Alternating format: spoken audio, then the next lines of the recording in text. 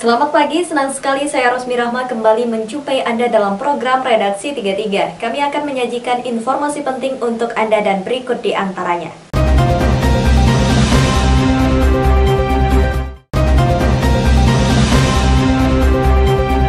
Pelaksana tugas Kepala Dinas Perhubungan Kota Samarinda Herwan Rifai menumpahkan kekesalannya lantaran ada pemberitaan sebuah media online mengenai instansi yang baru dipimpinnya. Media itu memberitakan ada ruang karaoke dan ladies di kantornya. Berikut informasinya.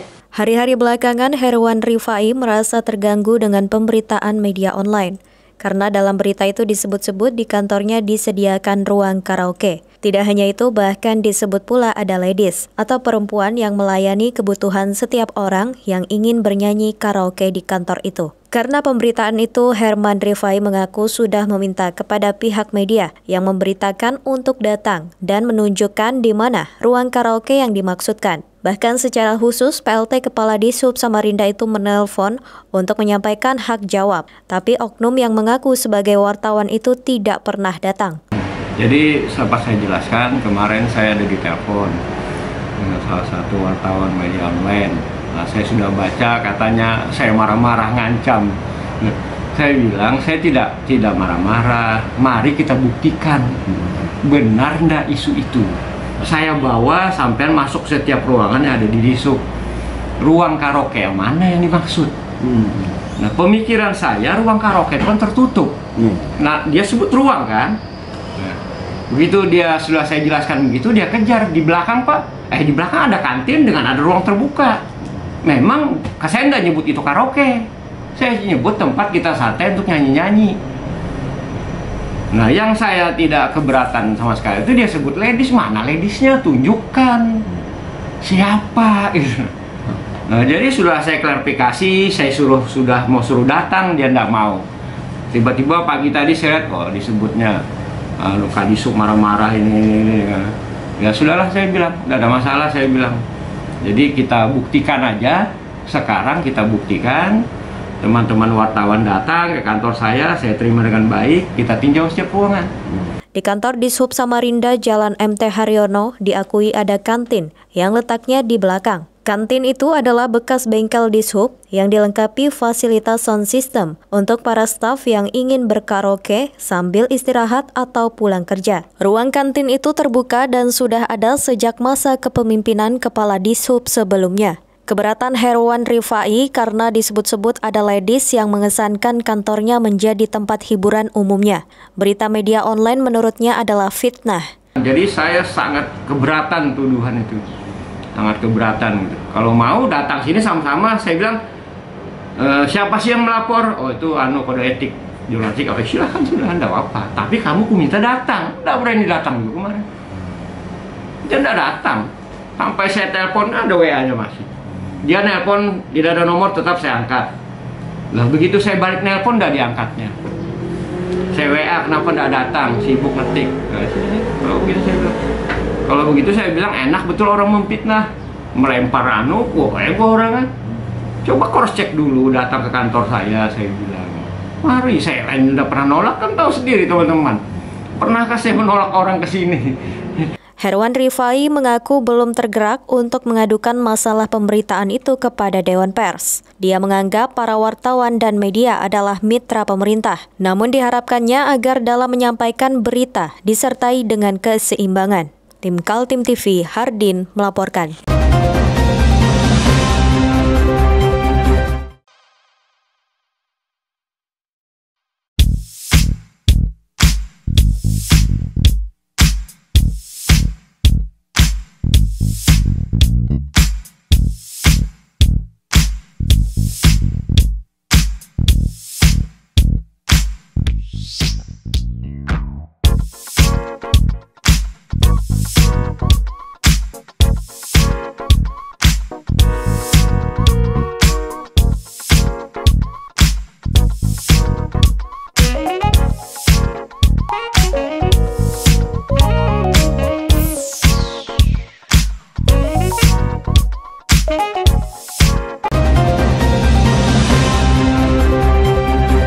Persidangan kasus illegal logging di Pengadilan Negeri Tenggarong Kabupaten Kutai Kartanegara masih berlangsung. Pengacara terdakwa Bardi menganggap dalam kasus itu kliennya hanya sebagai korban yang dikriminalisasi.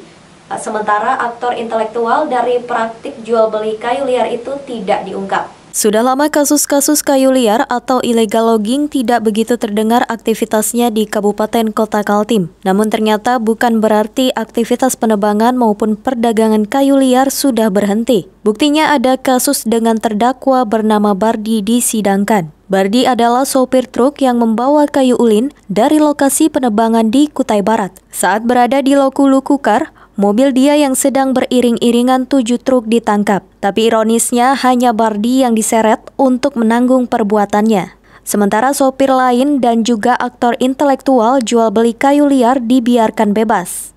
Bardi pada saat persidangan menyampaikan keberatan karena hanya dirinya yang diseret ke pengadilan. Dia menjelaskan urutan-urutan kejadiannya, yaitu dari 7 truk, ada 2 truk yang ditangkap. Terdakwa diamankan tanggal 2 malam.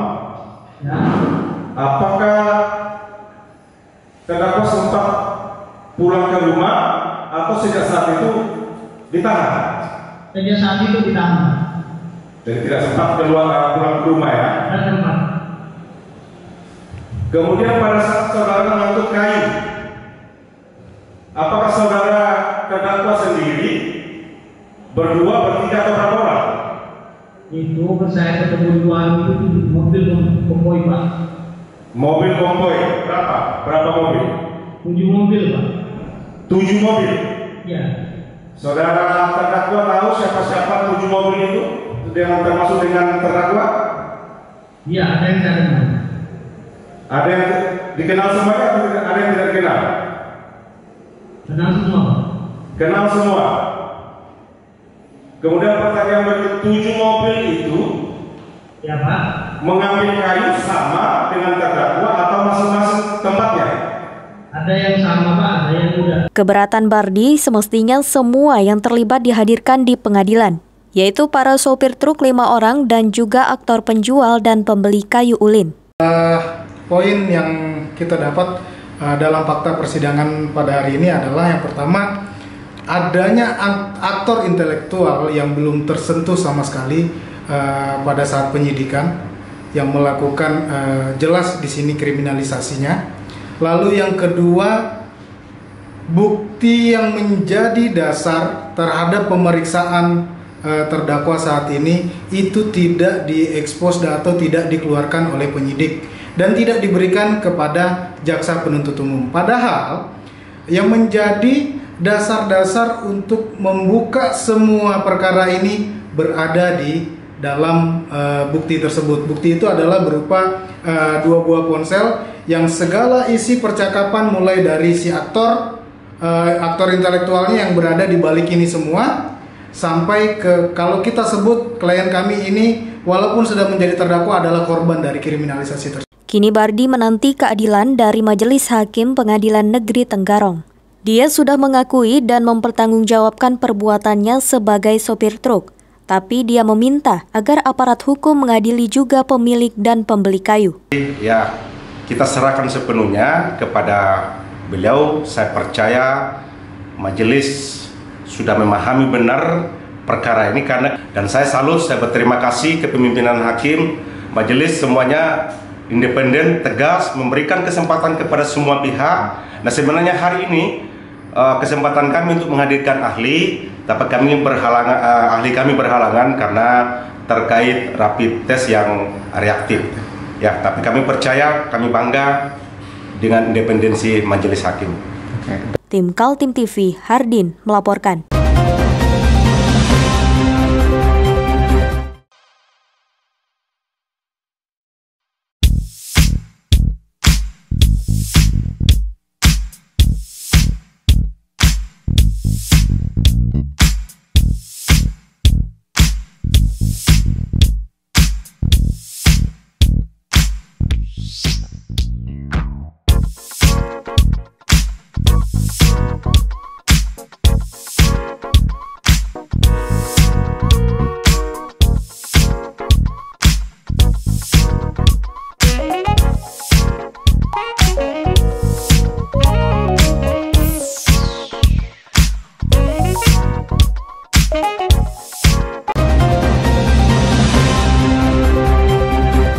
Sudah bulan Maret, ratusan kontraktor rekanan pemerintah Kabupaten Kutai Kartanegara masih belum juga menerima pembayaran atas kerja mereka tahun 2020 lalu.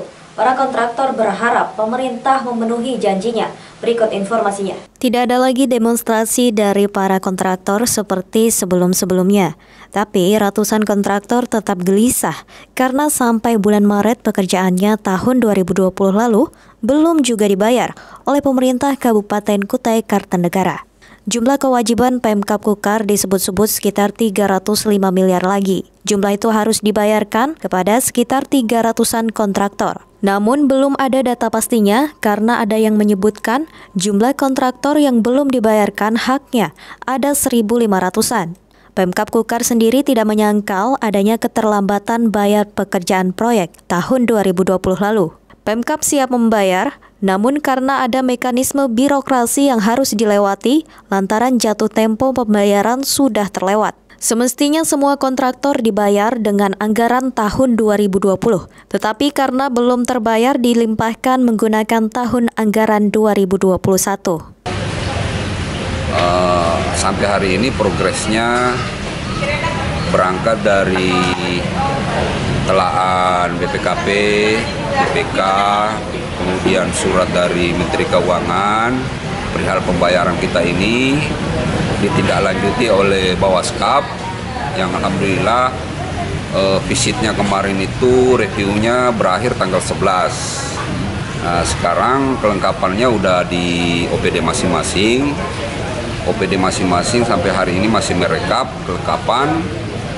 Nah, nanti setelah proses kelengkapan tersebut akan dikonsultasikan di BKD perihal DPA-nya. Hanya saja sampai hari ini pihak Pemda menunggu balasan surat dari DPR yang perihal minta persetujuan pembayaran. Kalangan DPRD Kutai Kartanegara juga meminta Pemkab segera menyelesaikan kewajibannya. Para anggota DPRD mendukung Bupati Edi Damansyah dan wakilnya Randy Solihin mengambil langkah-langkah yang dibolehkan aturan hukum. Dan ini kasusnya mencuat bahwa semua kontraktor itu rata-rata tidak dibayar, padahal mereka sudah bekerja dan sudah ada SP2D dan seterusnya, tapi tidak jadi dicairkan. Ini kan jadi polemik, sehingga kami di DPR memfasilitasi itu. Artinya bahwa tidak ada lagi kata-kata lain bahwa menunggu rekomendasi. Karena ketika DPR sudah memfasilitasi, berarti DPR itulah menjadi yang pertama dan utama bahwa itu menyatakan itu dibayarkan. Kita kemarin tidak harus menunggu sampai bulan 3, tapi di bulan 1 pun kalau bisa dibayar diselesaikan. Tidak harus menunggu rekomendasi. Tidak mesti kan dibayarkan saja. Toh nanti pun juga nanti ketemunya kalau misalnya itu dirubah secara parsial dan masuk di anggaran perubahan APBD tahun 2021, tentu kan itu kan nanti juga akan dibahas DPR. Kemarin itu kan sudah melalui proses. Kenapa melalui proses? Karena bahwa DPR itu sudah memberikan saran, sudah memberikan pertimbangan, sudah memberikan rekomendasi bahwa boleh diselesaikan. Dan Tim Kaltim TV, Hardin melaporkan.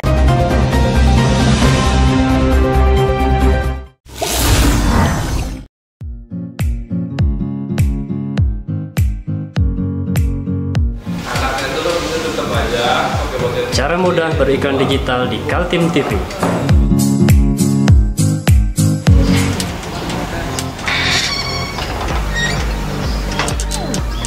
Yang pertama, jadilah sahabat Kaltim TV.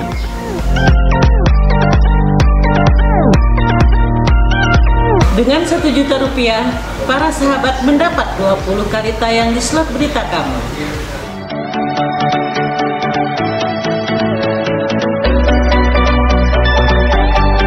Dengan 20 detik dapat menjangkau 20.000 penonton. Anda beruntung karena mendapat kesempatan perdana dari kami. Ayo jadilah sahabat Kaltim TV. Dihantam badai saat membawa 20 kru kapal MV Euridiki turun ke darat membuat speedboat yang mereka tumpangi terbalik. Namun seluruh korban pelaut warga negara asing itu selamat, termasuk 3 motoris speedboat warga Indonesia. Inilah kejadian di kawasan perairan Buih Nol, Teluk Balikpapan, Selasa malam. Di saat 20 orang pelaut warga negara Ukraina berniat turun ke darat menggunakan speedboat sewaan, ternyata speed yang ditumpangi terbalik. Menurut Syahril, salah seorang motoris yang menjadi korban kejadian itu, di perjalanan menuju Pelabuhan Semayang Balikpapan, tiba-tiba ada badai menghantam. Baik, dengan Bapak siapa, Pak? Bapak Syahril. Bapak Syahril sebagai apa, Pak? Driver di Speed. Ya, boleh tahu Pak tujuannya dari mana ke mana, Pak? Dari kapal dia masuk ke Semayang. Kapal dari mana? Dari kapal. Kapalnya posisi dari mana? Di apa? Di OB kemarin. OB. Ya. OB ke Semayang. Ya. Nah, untuk kejadian gimana itu, Pak? Kejadiannya tiba-tiba bisa dihantam badai. Hantam badai tiba-tiba. Ya, tiba-tiba. Begitu lepas dari kapal dihantam badai. Untuk posisi tipe kapal Bapak, kapal apa, Pak? Speedboat. Yang untuk isi 20 orang. Kalau kapasitasnya Pak itu sekitar 15 sampai, tapi kita mau cuma 11. Nah, ini sampai 22 tuh? Oh, dia 3 boot. 3 boot ya, berarti Bapak ya. Iya. Jadi boot Bapak yang terkena ya? Iya. Nah lah. Jadi tiba-tiba aja Pak ya? Tiba-tiba ada badai. Oke, Pak. Badai angin timur. Angin timur Pak ya? Iya. Tapi semuanya baik-baik saja Pak ya? Alhamdulillah. Ya, alhamdulillah. Makasih ya Pak ya. Malam itu ada 3 speedboat bergerak menuju Pelabuhan Semayang. 2 speed mengangkut 20 orang pelaut dan 1 speed lain khusus mengangkut tas dan barang yang mereka bawa. Rencananya para pelaut turun ke darat karena harus mengikuti tes swab PCR sebagai persyaratan melanjutkan perjalanan naik pesawat ke Jakarta. Para kru kapal ke Jakarta untuk mengurus dokumen send out dari pihak imigrasi ke negara mereka masing-masing melalui Bandara Soekarno-Hatta. Setelah speedboat mereka terbalik, beruntung ada kapal di dekat mereka yang melihat peristiwa itu. 2 kapal yang menyelamatkan para kru, yaitu 12 orang diselamatkan kapal MV Manalagiasa dan 11 orang diselamatkan kapal TB Mulia 7. Setelah semua kru kapal tiba di darat, teridentifikasi dari 20 pelaut asing tersebut. 18 adalah warga negara Ukraina dan 2 orang warga negara Rusia. Baik, diinformasikan pada pukul 10.55 seluruh korban laka kapal di perairan Buih Nol 13 nautical mile dari kota Balikpapan semua berhasil ditemukan dalam kondisi selamat dengan kerincian 20 WNA, 18 warga negara Ukraina, 2 Rusia, sedangkan 3 adalah motoris dari warga negara Indonesia. Seluruh korban telah dievakuasi ke posko di Semayang, kemudian diserahkan kepada pihak KKP dan untuk pengecekan kesehatan dan kemudian untuk imigrasi oleh pihak imigrasi. Dengan demikian pada pukul 10.55 korban tersebut selamat, operasi ternyata tutup dan seluruh kesatuan dikembalikan ke kesatuannya masing-masing. Sekian. Tim Kaltim TV melaporkan.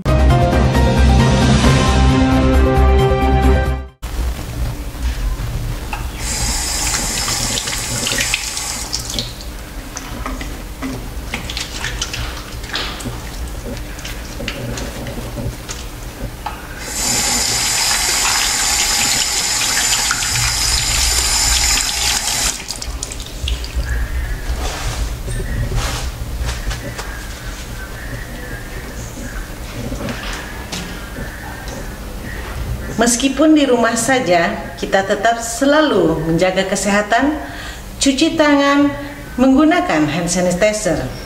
Ingat, mulailah dari diri sendiri.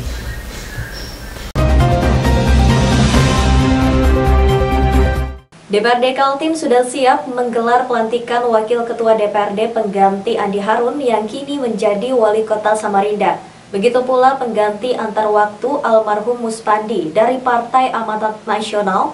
Hanya saja sampai awal Maret 2021, dokumen administrasi belum sampai ke Sekretariat Dewan. Masih ada 2 agenda yang belum dituntaskan DPRD Kaltim. Pertama, pelantikan Wakil Ketua DPRD Kaltim yang baru, yakni Aji Seno dari Partai Gerindra. Seperti diketahui, Aji Seno sudah diumumkan menjadi pengganti Wakil Ketua Andi Harun, yang kini sudah berada di eksekutif menjadi Wali Kota Samarinda. Agenda kedua, pengumuman dan pelantikan pengganti antar waktu atau PAW, anggota DPRD Kaltim Muspandi.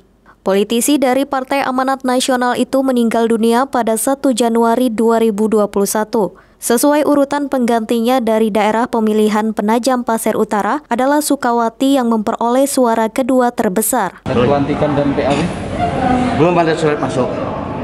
jadi belum ada surat masuk, termasuk pelantikan pimpinan sama wakil pimpinan ya. Pimpinan itu maksudnya di situ ada ketua, ada unsur wakil ketua. Nah, kita kan tahu salah satu unsur wakil ketua sekarang sudah diresmikan oleh menjadi wali kota, sehingga harus ada nanti penggantinya, pengganti beliau. Kemarin memang secara secara internal kedewanan itu sudah diumumkan. Tapi kita menunggu surat keputusan Menteri Dalam Negeri yang nanti mungkin kita tunggu. Di DPRD Kaltim, keanggotaan anggota Dewan mengalami perubahan setelah adanya pilkada yang berlangsung 9 Desember 2020 lalu. Selain Andi Harun yang maju untuk pilkada Kota Samarinda, ada juga Mahyunadi yang mencalonkan diri menjadi Bupati Kutai Timur. Sesuai undang-undang, anggota legislatif yang mencalonkan diri maju pilkada wajib mengundurkan diri, sehingga keduanya digantikan. Andi Harun dari Partai Gerindra menang di Kota Samarinda, sedangkan Mahyunadi dari Partai Golkar kalah di Kutai Timur. Tim Kaltim TV, Hardin melaporkan.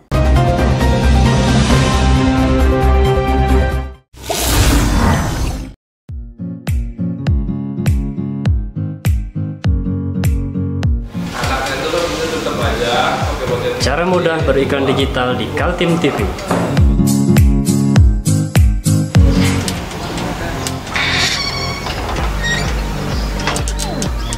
Yang pertama, jadilah sahabat Kaltim TV.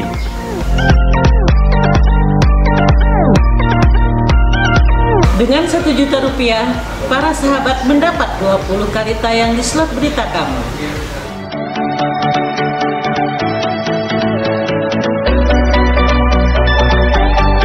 Dengan 20 detik dapat menjangkau 20.000 penonton.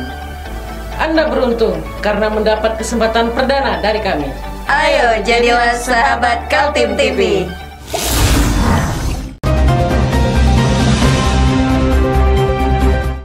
Demikian redaksi 33 edisi kali ini. Informasi lainnya dapat Anda simak melalui situs website kami www.kaltim.tv, channel YouTube dan fanpage Facebook Kaltim TV. Jangan lupa untuk selalu patuhi protokol kesehatan. Saya Rusmi Rahma bersama kerabat kerja yang bertugas pamit undur diri. Selamat pagi, selamat beraktivitas dan sampai jumpa.